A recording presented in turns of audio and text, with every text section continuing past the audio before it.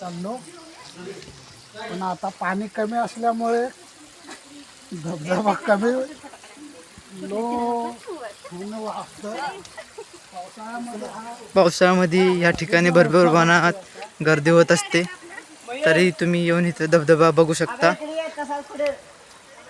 बघा पाणी पाहू शकता इथं. पाण्याचे कुंड बनवले दाजी कडेवर जाते. चला आपल्या मागणी येते बघा. फोटोच बसलेत काढत. दाजींना शॉक पण भरपूर आहे.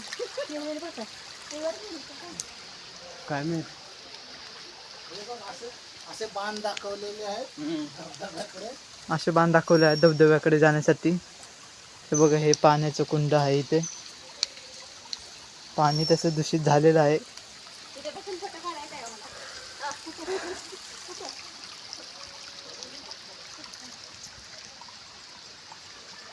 बघू शकतो इथे मोठे मोठे दगड पण आहेत. तर दगडावर पाय देऊन आपल्याला पलीकडे जायचं आहे. चला तर मित्रांनो, जाऊया आता पटापट.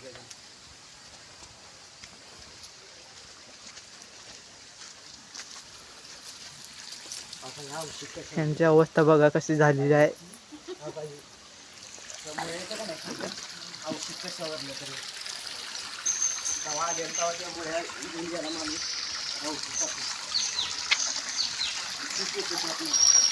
इथं पाण्याची कुंड आहे. या दगडावरनं हळूहळू आपल्याला जायचं आहे वर. या आता पटापट मित्रांनो, हळूहळू आपल्याला उतरायला लागेल.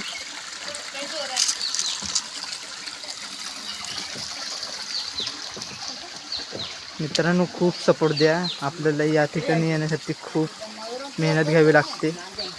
खूप व्हिडिओला सपोर्ट करा.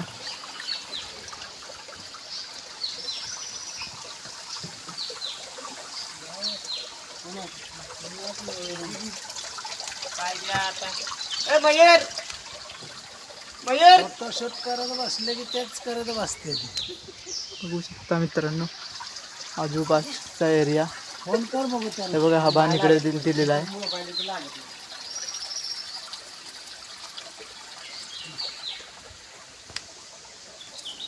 आता आपण हळू उतरा खाली.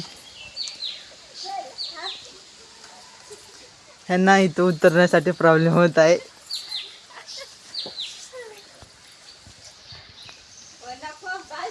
सावकाश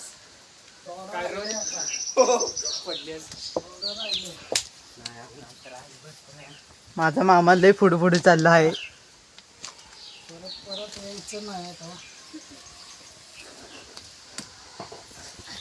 इकडून या, इकडून या इकडून.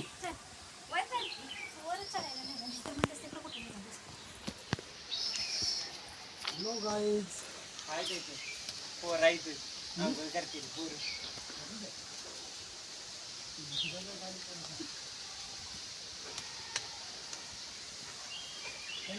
इथं असे वेगवेगळ्या प्रकारचे बांध दिले आहेत धबधब्याकडे जाण्यासाठी.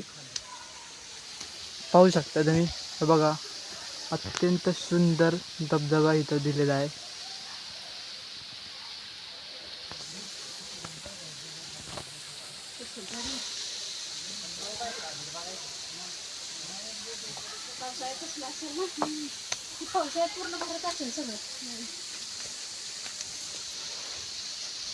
मित्रांनो, भरपूर सपोर्ट करा व्हिडिओला.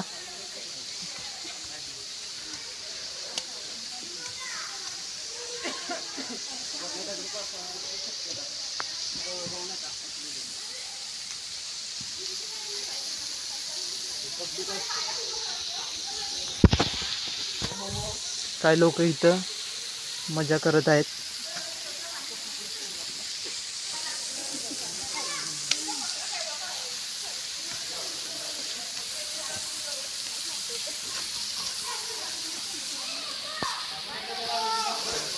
असख्य सुंदर सह्याद्री. धारेश्वर धबधबा. धारेश्वर धबधबा.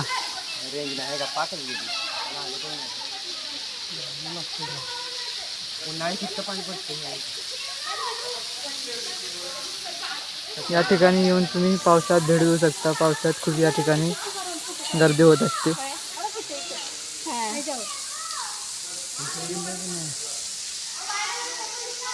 आंघोळ करायला करायचं का? सर्व बाजूनी डोंगर दर्या आहेत. मला पुढे इकडे इकडे आणि इथून पुढे उभा राहा.